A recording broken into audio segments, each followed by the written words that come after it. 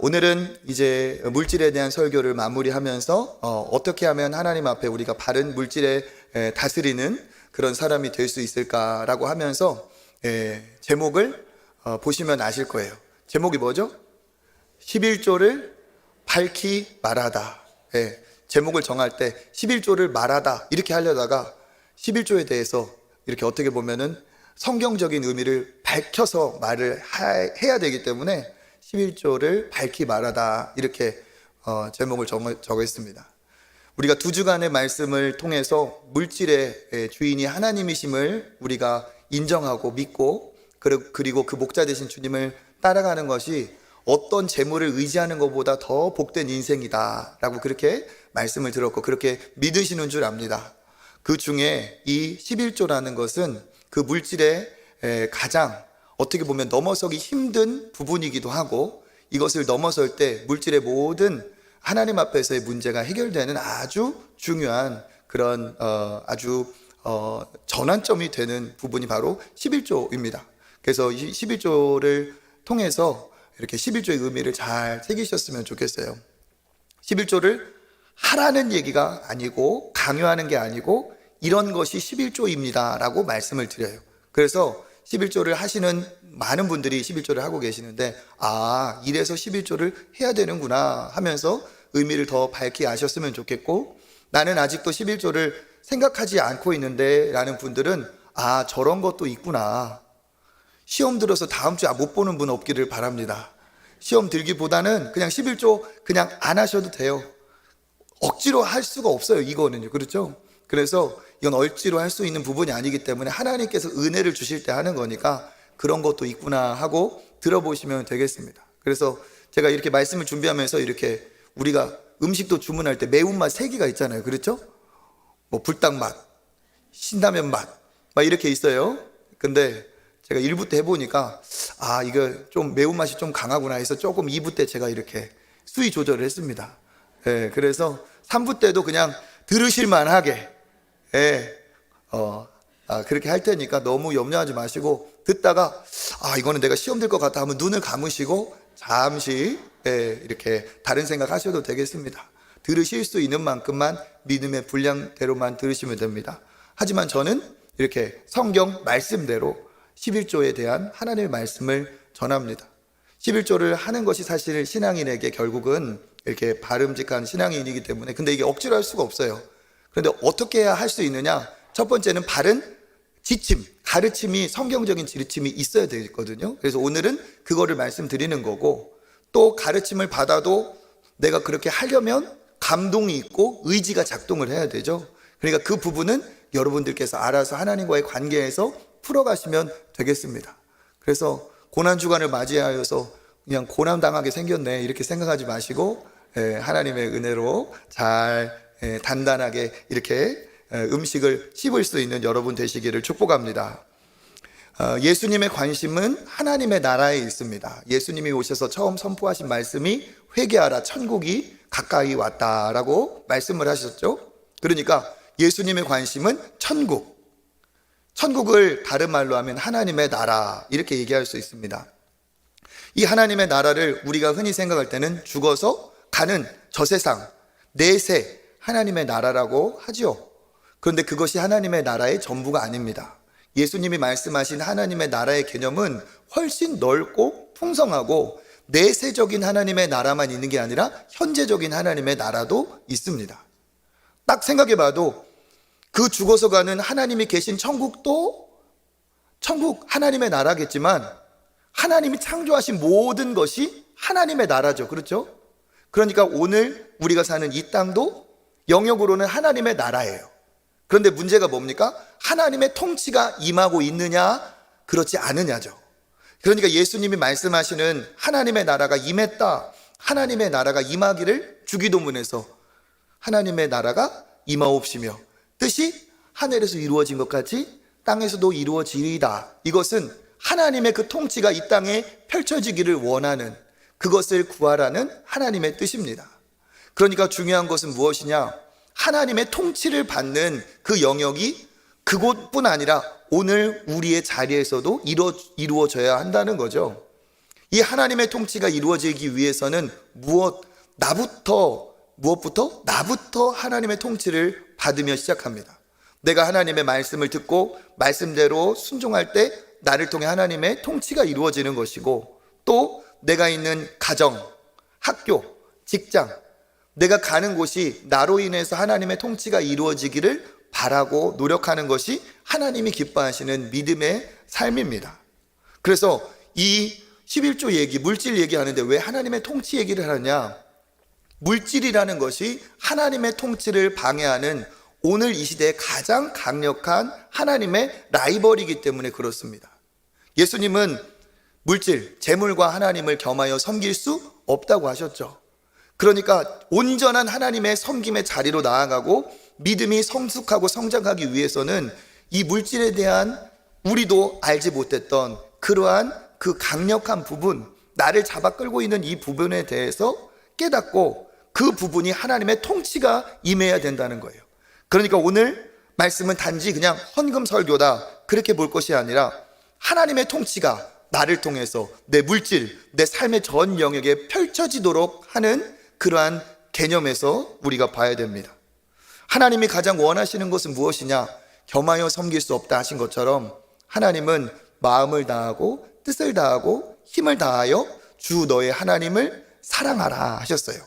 그러니까 이것은 100%의 사랑이죠. 어느 정도 일부분을 떼어놓고 하나님을 살아가는 것이 하나님이 원하시는 게 아닙니다. 그러니까 하나님은 하나님만 섬기기를 원하십니다. 하나님만 사랑하고 하나님만 주인으로 고백하고 주인 대신 하나님만 우리가 그 말씀에 따라 순종하기를 하나님은 원하십니다. 그래서 우리가 하나님의 통치를 받아야 되는데, 우리가 하나님의 통치를 받는다는 것은 우리의 주인이 하나님이라는 뜻이죠. 그렇죠? 그러면 내가 하나님의 소유라. 그러면 나에게 주어진 모든 물질을 포함한 시간과 이 육신까지 다 누구의 것이라는 거죠? 하나님의 것이라는 거예요. 그러면 우리는 무엇입니까? 주인이 아니고 뭐라고 말하죠? 그렇죠. 청직이라고 말합니다. 우리는 주인이 아니라 하나님이 주인이시고 우리에게 쓰라고 맡겨주신, 누리라고 허락해주신 우리는 청직입니다. 그러니까 하나님이 주인이시고 나는 청직이, 나는 맡은 자다 라고 할 때 우리의 삶은 어떻게 될까요? 내 마음대로, 내 주관대로, 소신대로, 그게 아니고 나의 삶의 주인이신 하나님의 뜻대로, 그것을 나에게 허락하신 하나님의 뜻대로 내 삶도 나의 소유도 그렇게 되게 되어 있습니다. 이때 온전히 우리가 갖고 있는 시간과 물질도 그렇게 선용할 수 있게 되는 거죠. 그러니까 악한 영인 사탄과 마귀는 우리에게 무엇을 흔들려고 하는 거죠? 주인이 하나님이 아니고 내 삶을 돈이 이끌어가는, 돈 때문에 살고 돈을 쫓아다니는 사람이 되기를 원하는 거예요. 겉으로 봤을 때는 내가 주인이 돼서 내가 돈을 쓰는 것 같지만 그게 아니죠. 그의 삶을 보면 돈을 쫓아가는 인생이고 돈을 주인 삼은 인생이라는 것을 어쩔 수가 없습니다. 하나님은 우리에게 돈이 아닌 하나님의 뜻을 따라가는 사람이 되기를 원하십니다. 그러니까 이런 관점에서 하나님께서 우리에게 하라 하신 예물은 하나님이 욕심쟁이라서 우리 것을 뺏어가려는 게 절대 아니라는 거예요. 하나님이 뭐가 모자라 가지고 내가 이게 좀 필요한데 좀 보태줘라 이런 것도 아니라는 겁니다. 무엇입니까? 원래 하나님의 것이고 그것을 하나님 앞에 고백하고 인정하고 표현하는 삶이 되기를 원하신다는 거죠. 그러니까 우리가 보면 요즘에만 11조를 하고 요즘만 헌금을 하는 것처럼 생각하는데 그게 아니죠. 아브라함 이 하나님 앞에 제사를 드리는 레위기 제사에 대한 규례가 나오기 처음부터 하나님 앞에 나갈 때는 뭐가 있습니까? 제물이 있어요. 제물은 곧 제산입니다. 하나님 앞에 나아갈 때 제물 없이 나간 적이 없습니다. 왜 그럴까요? 내가 하나님 앞에 나아가는데 내 자신을 하나님 앞에 올려드린다는 그 표현이 나의 소유 중의 일부인 그 제물에 있기 때문에 그렇습니다. 그러니까 이 모든 하나님 앞에 나아갈 때 드렸던 것은 오늘 예배를 드리는 우리의 관점에서도 동일하다는 거예요. 하나님 앞에 나갈 때 빈손으로 나갈 수 없습니다. 왜? 주인이신 하나님이 누리게 하신 것이 그렇게 많고 소유하게 하신 것이 많고 맡기신 것이 그렇게 많은데 그것 없이 내가 내 것이 아까워서 혹은 내가 주인이어서 그렇게 갈 수 없다는 거죠. 그래서 하나님은 우리가 돈을 사랑하지 않도록 주인이 하나님이시고 공급자가 하나님이심을 기억하도록 하나님께서 안전장치를 해놓으셨어요. 돈의 물질의 종이 아니라 하나님의 자녀답게 살게 하기 위해서 주신 것이 하나님이심을 다 인정하고 그것을 고백하며 살게 하기 위해서 하나님이 만드시기에 있습니다. 그것은 무엇이냐? 하나님은 모든 것을 허락하셨지만 그 중에서 하나를 요구하셨어요. 모든 것을 누리게 하셨지만 전부를 다 주셨지만 하나를 하나님 앞에 다시 그 중에 올려드리게 하셨습니다. 이게 뭐죠? 그렇죠. 하나님께 드리는 거예요. 하나님 앞에 드리는 거. 그러니까 예를 들면 이런 거예요. 우리가 자녀를 가르칠 때 어떻습니까? 애들이 예쁘니까 과자 한 봉지를 사줄 수 있어요. 그러면 과자를 받는 아이는 받는 순간 어떻게 생각하죠? 주신 할머니, 할아버지, 사주신 선생님, 부모님을 생각하지 않고 먼저 아이의 생각이 내 거야 이게 들어와요. 그러면 교육을 위해서라도 또 애들이 먹는 거 보면 한번 먹고 싶잖아요. 하나라도. 그러니까 뭐라고 합니까? 엄마 하나만 줘봐, 아빠 하나만 줘봐 이렇게 해요. 그러면은 애가 반응을 해요. 줄 때는 언제고 또 해서 이런 얼굴일 수도 있고 또 웃으면서 여기 있어요 이렇게 줄 수도 있어요. 그 반응을 보고 우리가 또 어떻게 말을 해야 할지가 이게 달라져요. 근데 보통 아이들은 어쨌든 어리고 자기중심이다 보니까 싫은 내색을 하거나 안 줘요. 그러면 그때 뭐라고 물어봅니까? 그거 누가 사줬어? 그거 어디에서 났어? 물어봐요. 그러면 이게 그걸 잊어버릴 정도는 아니잖아요. 사주셨다고, 받았다고. 그러면 어떻게 해야 돼? 그러면은 마지 못해서 어떻게 해요? 하나를 줘요. 그 다음에도 오히려 잘 안 주려고 하는 애들에게는 계속 그것을 반복하면서 가르치죠. 왜? 나누는 아이들이 되기를 바라고 부모님께 사주신 분께 감사를 표현하는 사람이 되기를 가르치려고 우리는 반복을 해요. 그리고 아이들이 익숙해지면 어때요? 사주신 분에게 하나만 달라고 해도 이제 알게 된 거예요. 더 드리면 한 봉지가 더 생긴다. 이거를 알고 하나만 달라고 했는데도 한 주먹을 드리는 아이가 될 수도 있어요. 이게 왜 하나님이 다 주셔놓고 왜 치사하게 째째하게 하나를 요구하실까? 그게 아니라는 거예요. 여러분, 하나님은 하늘에 계신 우리 아버지이신 줄 믿습니다. 아버지의 소유이고 아버지가 자녀인 우리에게 주셨어요. 다 아버지의 것인데 아버지가 우리에게 주셨어요. 그 하나님은 이론이 아니고 헛개비가 아니고 실제 존재하시는 분이고 우리에게 공급하여 주시는 좋은 아버지이신 줄 믿습니다. 그렇기 때문에 하나님은 뭐라고 말씀하시느냐? 공급자인 아버지, 살아계신 너의 하나님을 어떻게 해라? 기억하라는 거예요. 기억하라. 어떻게 기억합니까? 내가 다 가져서 기억합니까? 아니라는 거예요. 표현하면서 기억하는 거죠. 그것이 뭐예요? 10개 중에 하나, 그게 11조입니다. 하나님은 그 하나를 가지고 모든 것을 다 받으신 것처럼 기뻐하세요. 그 하나, 에덴 동산에서부터 출발합니다. 하나님이 에덴의 모든 나무의 실과를 먹게 하시고 허락하신 다음에 몇 개를 허락하지 않으셨어요? 그렇죠. 수백 개가 아니고 단 하나입니다. 하나를 손대지 말라고 했어요. 하나를 먹지 말라고 했어요. 창세기 2장 17절 읽어보겠습니다. 선악을 알게 하는 나무의 열매는 먹지 말라. 내가 먹는 날에는 반드시 죽으리라 하시니라. 아멘.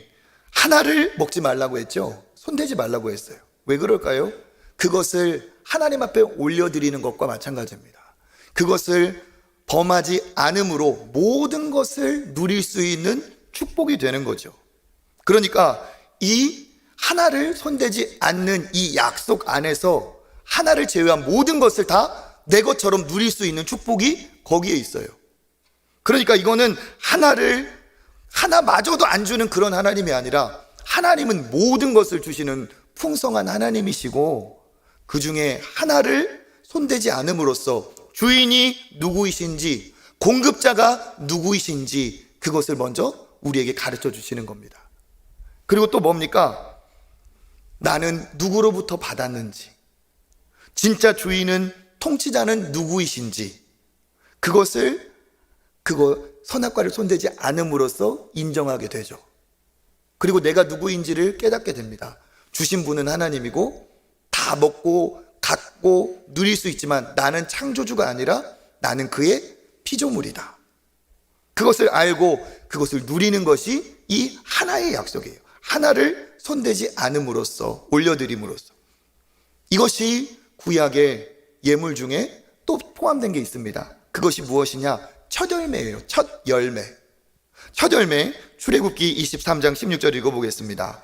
맥주절을 지키라. 이는 내가 수고하여 밭에 뿌린 것의 첫 열매를 거둠이니라. 아멘. 첫 열매, 이거를 하나님이 드리라고 했어요.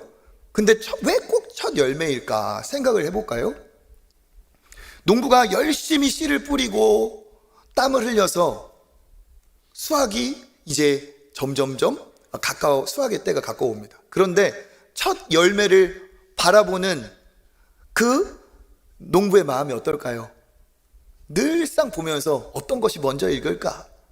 하나가 참 빨갛게 붉게 익어오면 너무 기쁘죠. 그러면서 자연스럽게 수확이 올 때 그 모든 것이 결실하기 전까지 눈은 계속 첫 번째에 가요. 저거 얼마나 익었을까? 얼마나 컸을까? 순서만 첫 번째가 아니고 의미로도 으뜸인 첫 번째예요. 뒤에 있는 모든 것을 다 감싸 안을 수 있는 가치가 첫 번째에 있어요. 그것을 하나님이 뭐라고 하셨습니까? 하나님께 첫 열매로 올려드리라. 무슨 의미일까요? 첫 번째니까 소중하니까 하나님께 드린다. 이 의미도 있고요. 또 뭡니까? 그 첫 번째는 뒤에 오는 모든 것을 포함한 으뜸의 값어치가 있기 때문에 그것을 드리는 거예요. 그러니까 그 의미는 뭐냐? 하나님, 올해의 이 풍성한 수확을 주셔서 감사합니다. 모든 이 열매가 하나님의 것이고 하나님의 선물입니다. 그래서 으뜸의 결실을, 첫 번째 결실을 하나님 앞에 먼저 올려드립니다. 이거예요. 그러면 그것을 받으시는 하나님이 어떻게 하실까요? 당연히 기뻐하시는데 어느 정도로 기뻐하시느냐? 첫 번째 하나를 드린 것으로 기뻐하지 않으시고 뒤에 있는 모든 것을 받으신 것처럼 기뻐하시는 거예요. 왜? 그 하나에 그 뒤에 있는 모든 것이 포함되어 있기 때문에. 그러면 하나님은 어떻게 하시느냐?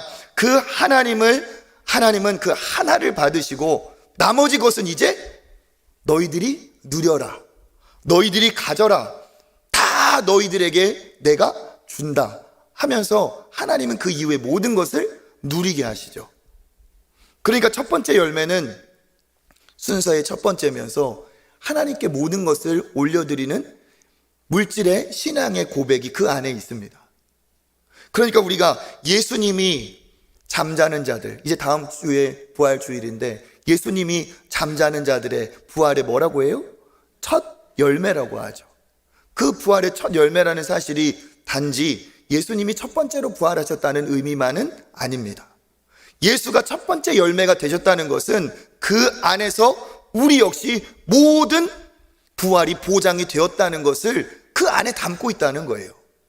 우리 고린도전서 15장 23절 시작. 먼저는 첫 열매인 그리스도요. 다음에는 그가 강림하실 때에 그리스도에게 속한 자요. 아멘. 먼저는 첫 열매인 그리스도고, 그리고 그의 부활은 무엇까지 포함하고 있다는 겁니까? 뒤에 그리스도에게 속한 자의 부활까지 포함하고 있다는 거예요. 그러니까 이게 첫 열매의 개념이 그거라는 거죠. 첫 번째 것이지만 모든 것을 포함한다. 그러니까 선악과 하나, 예물 중에 첫 열매, 그리고 이스라엘 백성들 중에서도 한 개의 지파, 레위 지파, 하나님을 위해 전적으로 드려진 지파, 이렇게 하나는 하나님께서 왜 그렇게 드리라고 하셨어요? 하나님의 것입니다. 하나님의 주권을 인정합니다. 그러니까 하나님은 이 하나를 드리라고 명령하셨고, 우리가 하나님의 공급으로, 하나님의 주인 되신 그 은혜로 하나님이 주신 것으로 산다는 것을 인정한다면 이것은 당연한 순종의 내용이고 우리가 믿음의 사람으로서의 아주 중요한 본분이라는 거예요. 그러니까 이 11조도 같은 개념으로 우리가 봐야 됩니다. 10개 중에 하나를 드리는 것은 뭡니까? 10개 모든 것의 으뜸인 하나, 전부를 드리는 것과도 같습니다. 전부가 하나님의 것이라는 것을 인정하고 고백하는 그 의미가 10개 중에 그 하나에 담겨 있어요. 그래서 하나님은 때가 되면 하나님의 공급하심이 있으면 그때마다 어떻게 해요? 10의 1을 구별해서 드리라고 했습니다. 때마다 반복하여서. 신명기 14장 22절 읽어보겠습니다. 너는 마땅히 매년 토지 소산의 11조를 드릴 것이며. 아멘. 매년 어떻게 하라고요? 토지 소산의 11조. 한 번 하고 끝나는 게 아니라 수입이 있는 매 해마다 하나님 앞에 10의 1조를 드리라고 했어요. 그건 뭡니까? 올해도 주님의 것입니다. 내년이 되면 또 올해 주신 것이 또 하나님의 은혜입니다. 그때 곡식만 있었던 게 아니라 재산 중에 가축도 있었죠. 가축은 어떻게 할까요? 레위기 27장 32절 읽어보겠습니다. 모든 소나 양의 11조는 목자의 지팡이 아래로 통과하는 것에 10번째 것마다 여호와의 성물이 되리라. 아멘. 소나 양은 이렇게 했다는 거예요. 어떻게 11조를 했느냐? 막대기를 딱 두고 이제 지나가게 합니다. 그러면은 그 막대기 밑으로 이제 소나 양이 지나가겠죠? 그러면 세는 거예요. 하나, 둘, 셋, 넷. 그래서 7, 8, 9, 10 하면 일로 와.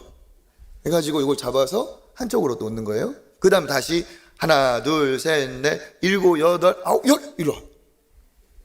이렇게 해서 10번째 것은 어때요? 하나님께 예물로 드리는 가축이 되는 거예요. 그러니까 곡식만 있는 게 아니고 소유의 모든 영역이 10의 1조를 구별하라고 한 거예요. 또 한 가지 우리가 읽진 않았지만 이 가축의 11조 다음에 뭐까지 하나님이 세세하게 기록을 하셨냐면 그 다음 절에는 이런 얘기가 있어요. 1, 2, 3, 4, 7, 8, 9, 10 할 때 하필 제일 좋은 놈이 지나갈 때가 있잖아요. 그죠? 그러면 우리 마음이 어떤 생각이 들까요? 이거 좀 빨리 나오든지 늦게 나오든지 하지 지금 나와가지고 그런 생각이 들까요? 안 들까요? 들어요. 그러니까 사람의 마음이 연약해서 똑같은 건데 이거 순서 바꿔치기 해야겠다 이런 마음이 들까요? 안 들까요? 들겠죠? 그 다음 절은 바꿔치기 하고 싶은 마음이 들어도 그것까지 금지한다는 게 그 다음 절이에요. 그러니까 이 11조라는 것은 10 중에 하나를 주님 앞에 올려드리라는 것은 굉장히 하나님께서 이렇게 주목하고 계시고 중요하게 여기신다는 겁니다. 이것을 가지고 말하는 사람들은 이런 얘기해요. 그건 구약의 얘기니까, 율법은 폐기됐으니까 이거는 신약의 시대에 할 필요 없는 것 아니냐라고 얘기하는 분들도 있어요. 그런데 우리가 정확히 알아야 될 게 있죠. 뭡니까? 예수님은 구약의 율법을 폐기하신 것이 아니라 구약의 율법을 온전하게 완성하신 분이에요. 그러니까 이 11조라는 것도 그 문맥 흐름 안에서 폐기된 게 아니고 온전해져야 맞다는 겁니다. 예수님의 말씀 마태복음 5장 17절 시작. 내가 율법이나 선지자를 폐하러 온 줄로 생각하지 말라. 폐하러 온 것이 아니요 완전하게 하려 함이라. 아멘. 무엇 하려? 완전하게 하려 함이라. 아멘. 그러니까 예수님은 율법을 폐기하신 것이 아니라 완전하게 하셨다는 거예요. 예를 들면 지금 제사를 안 드리니까 제사 제도는 폐기됐느냐? 아니에요. 그때는 제물도 있어야 되고 제사장도 있어야 되겠죠. 그런데 예수 그리스도께서 십자가에서 죽으심으로 이제 예수 그리스도를 통하여 우리가 주님 앞에 담대히 나아갈 수가, 직접 나갈 수가 있습니다. 그러니까 그때는 제사장이 필요했지만 예수 그리스도로 인해서 이제는 우리가 제사장처럼 나아갈 수 있게 되었어요. 그러니까 뭡니까? 제사장이 폐기된 것이 아니라 우리가 제사장의 놀라운 복을 받았어요. 완성된 거죠. 그때는 양을 가져오고 소를 가져왔지만 지금은 어때요? 가져오지 않아도 돼요. 왜? 예수님이 십자가에서 완전한 우리의 희생 제사가 되셔서 이제는 다시 누구를 죽일 필요가 없게 되어버렸어요. 그리고 뭡니까? 하나님 앞에 예배 드릴 때 그때는 어때요? 더 본질적으로 내 자신을 하나님 앞에 제물로 올려드립니다. 산 제물로 주님 나를 받으소서 하면서 내 자신을 하나님 앞에 올려드리는, 내 소유의 일부를 갖고 오는 게 아니라 그거를 포함한 내 자신을 하나님 앞에 올려드리는 온전한 제사, 예배로 더 완전해졌다는 거예요. 그러니까 이 11조는 뭐냐? 구약에 있는 내용은 거의 여러분 아실 겁니다. 외형적인, 형식적인 게 굉장히 많아요. 왜 그럴까요? 그릇이 있어야 내용을 담는 겁니다. 그러니까 구약의 시대는 하나님의 백성들에게 프레임, 골격, 그릇을 하나님께서 만들어 주셨어요. 왜? 이제 본질을 더 추구하게 하시려고. 그런데 예수님 시대에 어떤 일이 벌어졌습니까? 그 겉으로 외식적으로 지키는 그 신앙이 전부인 줄 알고 변질되고 타락해 버렸어요. 그리고 그것이 진짜 전부 다 했다고 하면서 하나님 앞에서까지 의를 내세우고 사람들 앞에서는 자기가 굉장히 의로운 척, 선생인 척, 그렇게 악한 변질이 일어났다는 거죠. 그래서 예수님이 뭐라고 말씀하시느냐? 예수님은 그게 아니다는 거예요. 껍데기가 있어야 되는 건 맞지만 껍데기가 본질이 아니고 껍데기로 그렇게 살아서는 안 된다. 껍데기 안에, 그릇 안에 내용이 담겨야 된다는 거예요. 내용은 뭡니까? 우리의 하나님을 향한 마음이죠. 마음. 그러니까 예수님이 뭐라고 말씀하셨느냐? 그들이 11조를 하면서 막 자랑했어요. 11조를 하면서 자기가 할 거 다 한 것처럼 막 자기를 드러냈어요. 그런데 예수님이 그들의 외식적인 가증한 모습을 책망하시면서 11조에 대한 가르침을 오늘 말씀에서 주셨어요. 누가복음 11장 42절입니다. 시작. 화 있을진저 너희 바리새인이여, 너희가 박하와 운향과 모든 채소의 11조는 드리되 공의와 하나님께 대한 사랑은 버리는도다. 그러나 이것도 행하고 저것도 버리지 말아야 할지니라. 아멘. 11조 종류별로 하면서 뭐를 버렸다고요? 하나님의 공의. 그러니까 물질이 하나님 앞에 떳떳한 깨끗한 물질인가 아닌가, 이 공의로운 물질. 그 다음에 뭐가 다음에 나옵니까? 하나님께 대한 사랑. 율법의 완성이 뭐예요? 사랑이잖아요. 율법의 완성이 사랑. 그러니까 그 사랑이 담겨있는, 하나님에 대한 사랑이 담겨있는 그 예물인지도 생각하지 않고 그렇게 드리는 것을 예수님이 책망하셨어요. 그러면서 뭐라고 말씀하십니까? 이것도 행하고 전자, 저것도 후자. 이것도 행하고라는 건 뭡니까? 11조의 형식, 11조의 금액, 11조의 예물, 이것도 행하고. 그러면 11조를 하라는 말씀이에요? 안 해도 된다는 거예요? 하라는 말씀이죠. 그러니까 11조에 대해서 저는 반대합니다. 저는 11조가 폐기됐다고 생각합니다. 이러한 얘기를 하시는 분들은 성경을, 예수님을 잘 한 부분만 보고 혹은 근거 없이 자기의 생각을 얘기하시는 거예요. 예수님은 분명히 말씀하셨습니다. 11조에 대해서 찬성하고 가르치셨어요. 그런데 예수님은 그 율법을 더 온전하게 하시면서 무엇까지? 그 마음까지 안에 담겨 있기를 원하셨죠. 그래서 뭐라고 말합니까? 저것도 버리지 말아야 할지니라. 저것은 뭐예요? 하나님 앞에 공의로운 예물, 하나님 앞에 사랑이 담겨 있는 예물, 본질, 마음을 담아서 하나님 앞에 드리는 11조가 진짜 하나님 앞에 드리는 11조다 얘기하고 있습니다. 즉 하나님은 뭐라고 말씀하시느냐? 11조는, 예수님은 뭐라고 말씀하시느냐? 11조는 드려야 된다. 그런데 돈이면 충분하다, 다 했다 생각하지 말자. 그 안에 너의 하나님을 향한 그 마음이 담겨 있어야 이게 온전한 11조라는 거예요. 이 분위기가 사실 여기 좀 쉽지 않죠? 예. 이 정도 들으시고 시험에 들지 않으셨다면 신앙의 중급 이상 된다고 봅니다. 예. 중급 과정, 신라면 과정. 조금 더 얘기를 이제 할까요? 아니면 그만할까요? 예. 조금 더 해볼게요. 예. 힘들면 눈 감고, 예. 괜찮습니다. 다음 주에 뵙기를 원합니다. 그러면 예수님이 왜 그러면 11조를 찬성하시는 입장인데, 예수님의 말씀 속에 11조 얘기가 별로 없어요, 사실. 왜 그럴까? 예수님이 반복하신 말씀은 다른 종류의 말씀이에요. 다른 종류의 말씀. 그런데 우리가 그 말씀을 주목해서 예수님의 수준이 어떤 수준인지를 가늠할 수 있어야 됩니다.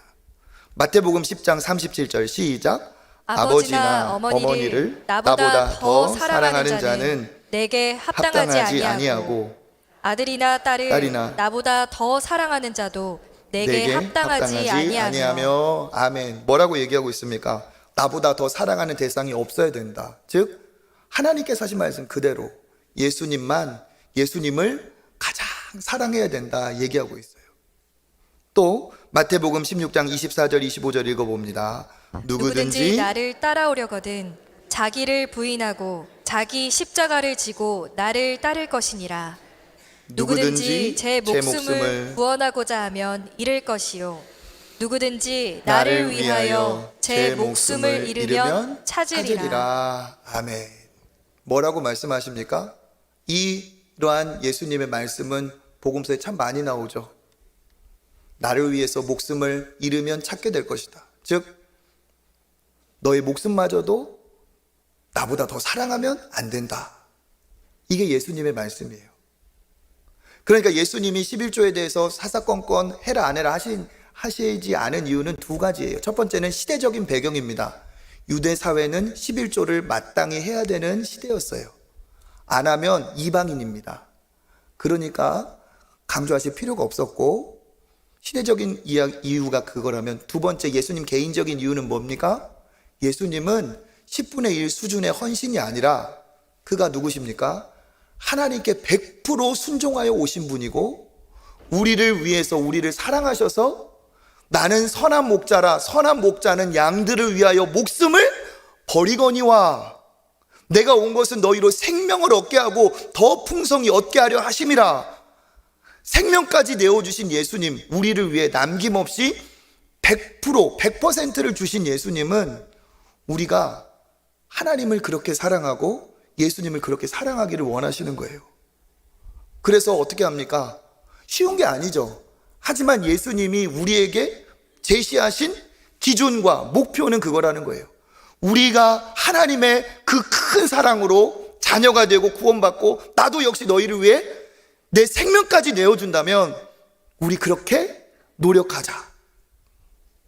내가 아버지를 그렇게 사랑하고 너희를 사랑한 것처럼 너희도 그렇게 나를 사랑해주면 좋겠다. 이 수준은 11조를 하고 말고의 문제를 훨씬 뛰어넘은 율법의 완성이라고 하는 사랑의 단계예요. 사랑의 단계. 자녀를 사랑하는 부모가 어떻게 합니까? 저는 안 봤는데 요즘 드라마 중에 폭삭 그거 있더라고요. 그죠? 감동이에요. 감동. 얘기만 들었어요. 저는 보면 그냥 꽂혀가지고 그냥 계속 볼까 봐 못 보고 있어요. 근데 내용이 대충 짐작이 가요. 뭐예요? 가족 안의 사랑이고 자녀를 향한 부모의 친한 사랑이에요. 그죠? 그런데 그 사랑이 어떻습니까? 우리도 부모님이 그러잖아요. 키워주시고 여기까지 뒷바라지 해주신 것도 좋은데, 그것도 고마운데 더 못해줘서 미안하다는 얘기를 할 때 우리가 부모님한테 뭘 그런 얘기를 하냐고, 키워주면 됐지, 이런 얘기 하잖아요. 그죠? 왜 그렇습니까? 사랑하니까 그래요. 사랑하니까 계산하지 않고, 사랑하니까 주어도 더 주고 싶고 더 줄 것이 없나 계산하지 않게 되어 있어요. 그런데 11조라는 건 뭐냐? 최소한의 장치이고, 예수님이 우리에게 말씀하신 건 뭐냐? 우리가 달려갈 길이 그렇다는 거예요. 하나님 사랑하게 되면 뭐가 아까울 게 있겠습니까?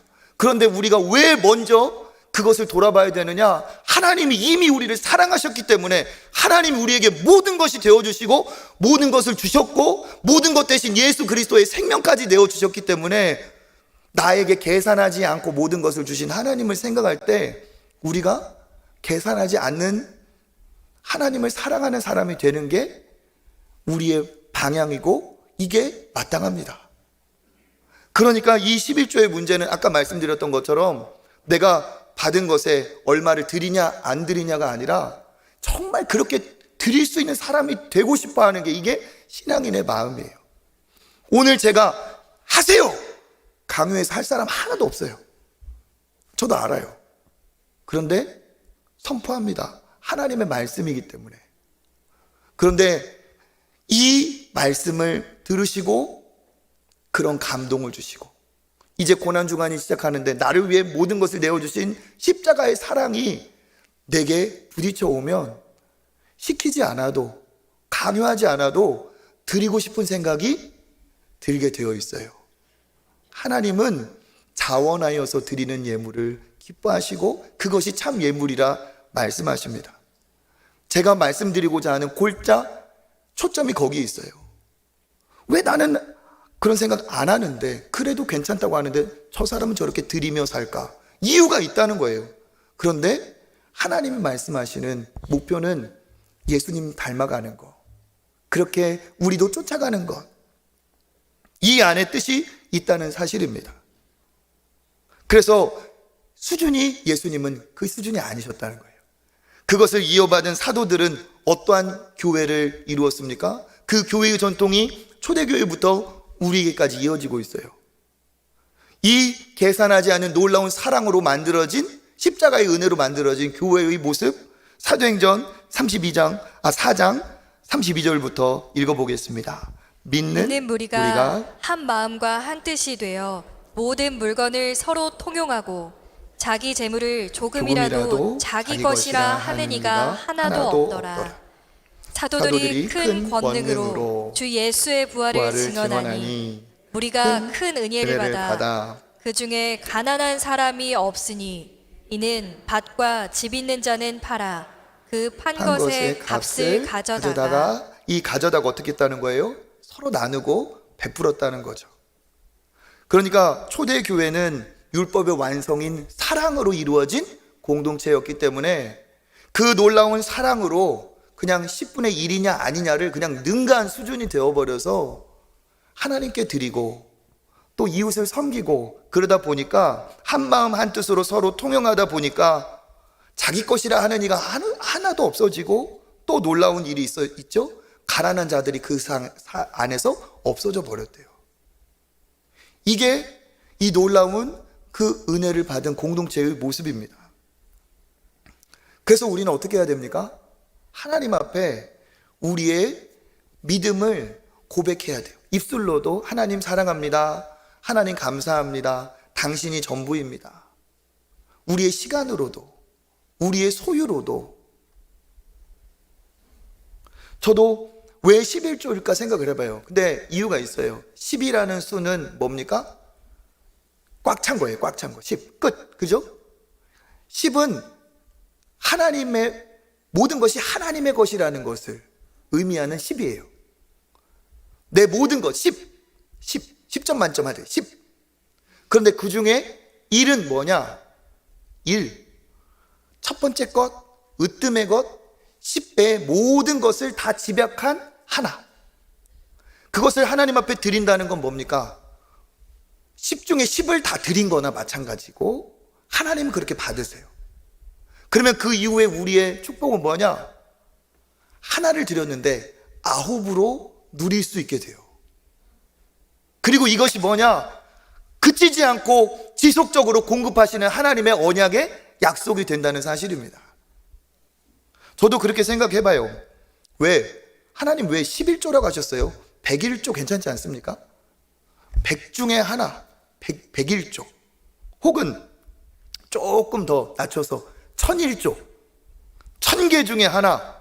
그러면 내가 좀 부담 없이 드릴 텐데.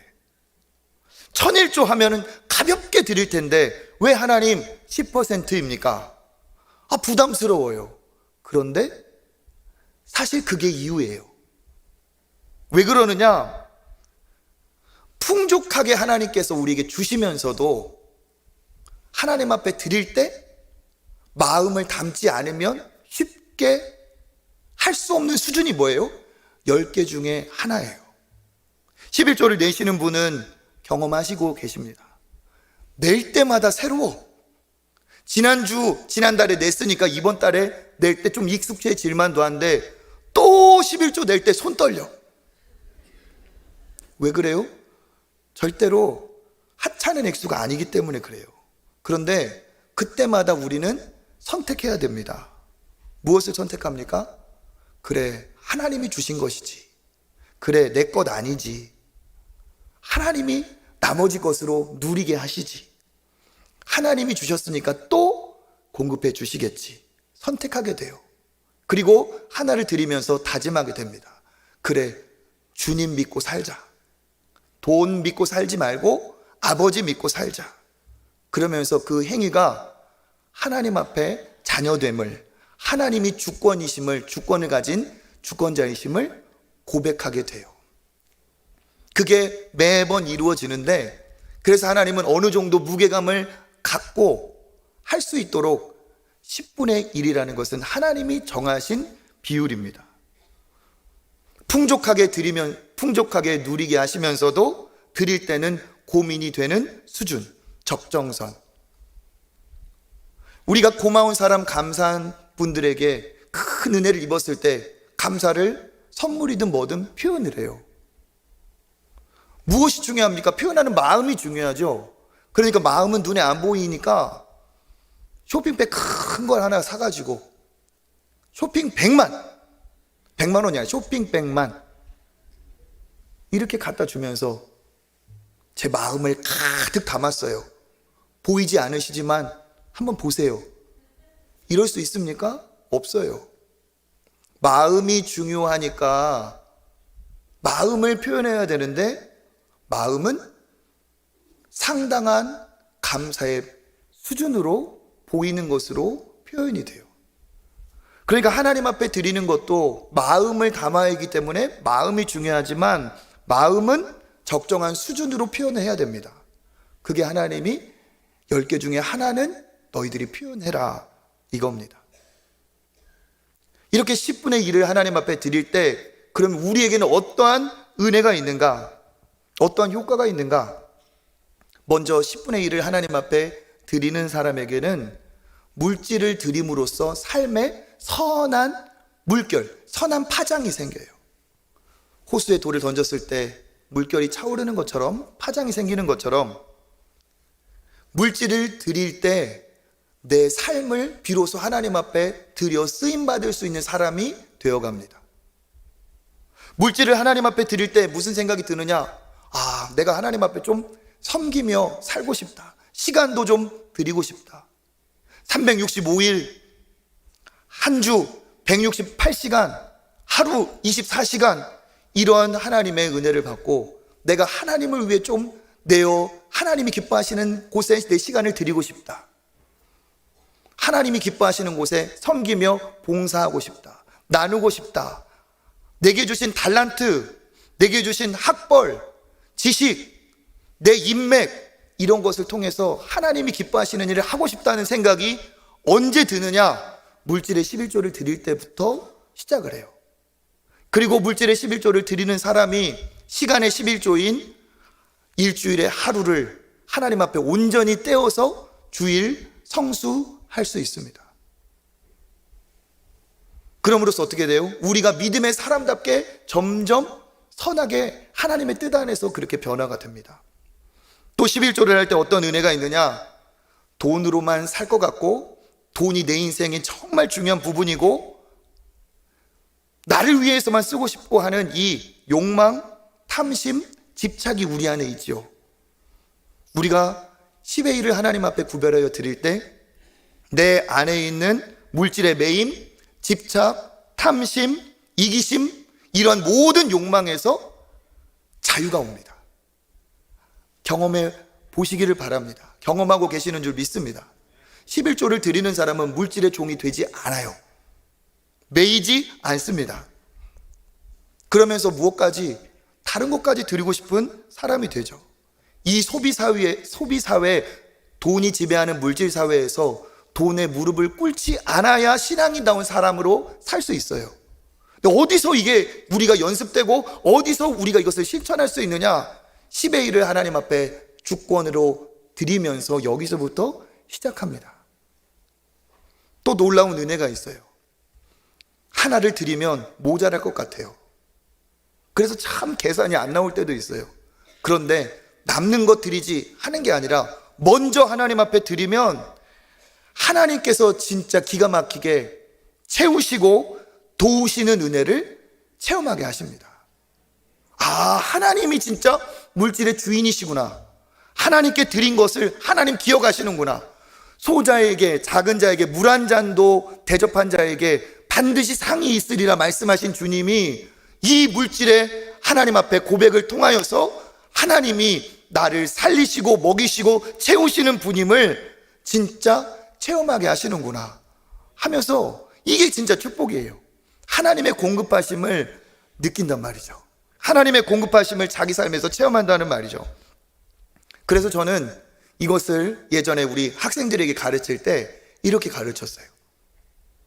예전에 우리나라가 일제강점기 주권을 빼앗긴 때가 있습니다. 그때 독립운동을 했던 분들이 계세요. 우리나라의 주권이 외국에 있지 않고 우리 민족, 우리나라에 있다 하면서 독립운동 하시는 분들은 만세를 불렀어요. 무슨 만세? 대한독립 만세. 이건 뭡니까? 주권이 우리에게 있다는 것을 선포하는 거예요. 남들이 듣던 안 듣던 강압을 하던 말하던 안 하던 나는 자주 독립국가의 국민이다. 우리나라가 그런 나라다 선포했어요. 오늘날 돈이 지배하는 사회에 11조를 드린다는 의미가 뭘까요? 물질의 주인이 적어도 나에게는 하나님이라는 것을 인정하고 고백하고 선포하는 거예요. 모든 공급은 하나님께로부터 오고 하나님이 내 앞길을 인도하시고 책임지신다는 것을 확인하고 확신하고 선포하는 대한독립 만세가 아니라 이거는요, 모든 것이 하나님의 것입니다 하고 내가 하나님 앞에 물질로 드리는 신앙의 고백입니다. 오늘 당장 하라는 거 아니니까 걱정하지 마세요. 감동이 올 때, 하나님 사랑해서 드리고 싶을 때 그때 하시면 돼요. 근데 11조가 뭔지는 알아야 해야 되는지 말아야 되는지는 아실 거 아니겠습니까? 그때 하나님 앞에 시간도 드릴 수 있고 달란트도 드릴 수 있고 쓰임받고 싶은 거예요. 예수 그리스도께서 나를 위해서 죽으셨다는 것을 믿고 그 감사와 감격, 지금 죽어도 하나님께서 나를 천국으로 인도해 주실 것이라는 구원의 확신, 오늘도 나와 함께 하시고 모든 앞날도 여기까지 인도하신 하나님이 앞날도 책임지실 거라는 그 기쁨과 감사가 내 안에 차오르면, 정말 내가 천국 갈 것이 확신이 되면 하나님 나라에 멋지게 쓰임받고 싶은 마음이 내 안에 들어옵니다. 그러면 시키지 않아도 내 물질, 내 능력, 내 은혜, 하나님을 위해 쓰고 싶어요. 쓰고 싶어요. 은혜가 차오르면 어떤 일이 벌어지는 줄 알아요? 찾아와서 목사님 저 이거 잘합니다. 이거 좀 써주세요. 저 목사님 할 것 없습니까? 이거 좀 제가 하면 안 됩니까? 이런 일이 벌어집니다. 이게 진짜 은혜 받은 사람이에요. 이러한 사람은 그런 수준을 능가하죠. 예수님은 그런 사람을 원하시는 줄 믿습니다. 여러분, 그래서 어쩌라는 거냐? 저한테 물으신다면 이제 정리를 하는 거예요. 그래서 어쩌자고. 그러면은 본인의 신앙에 따라서 코람데오 아시죠? 하나님 앞에서 본인의 은혜대로 하시면 됩니다. 억지로 하지 마세요. 은혜대로. 강요 절대로 아닙니다. 아, 그러니까 어떻게 하라고요? 한 번 더 물어보신다면 이거예요. 각기 하나님이 주시는 수입의 통로는 다를지라도, 그렇다고 할지라도 모든 것이 주님께로부터 온 것을 고백한다면 자유하시기를 바랍니다. 자원하시기를 바랍니다. 그래서 자유하게 내시면 돼요. 강조는 내시는 데 있어요. 자유가 아니고 자유롭게 드리는 것에. 교역자들은 11조 내야 될까요? 안 내야 될까요? 저 11조 낼까요? 안 낼까요? 어떻게 하셨어요? 11조 다 떼고 받은 것인데도 다 내야 돼요. 하나님의 공급이시니까. 자녀들이 어릴 때부터 11조 하는 교육과 훈련을 받아야 됩니다. 용돈에서도 뗄 수 있게 해야 돼요. 왜? 그래야 하나님께 드릴 수 있는, 나눌 수 있는 사람이 되기 때문에 차근차근 가르쳐야 돼요. 용돈도 11조에서 떼게끔 해야 됩니다.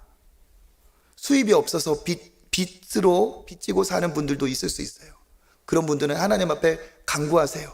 하나님, 물질에 풍요를 주셔서 저희도 드리고 나누고 베풀고 싶습니다. 11조는 어디에 쓰이느냐? 교회 유지와 운영에만 쓰이지 않습니다. 사실 이것만 해도 굉장해요. 1000여 명이 이렇게 예배를 드리고 오늘도 식사하고 가실 거잖아요. 은혜대학이 돌아가고 우리 어린이들, 청소년들, 청년들, 그렇지만 여기로만 쓰이지 않아요. 우리 장로님, 권사님, 집사님 다 아껴서 어떻게?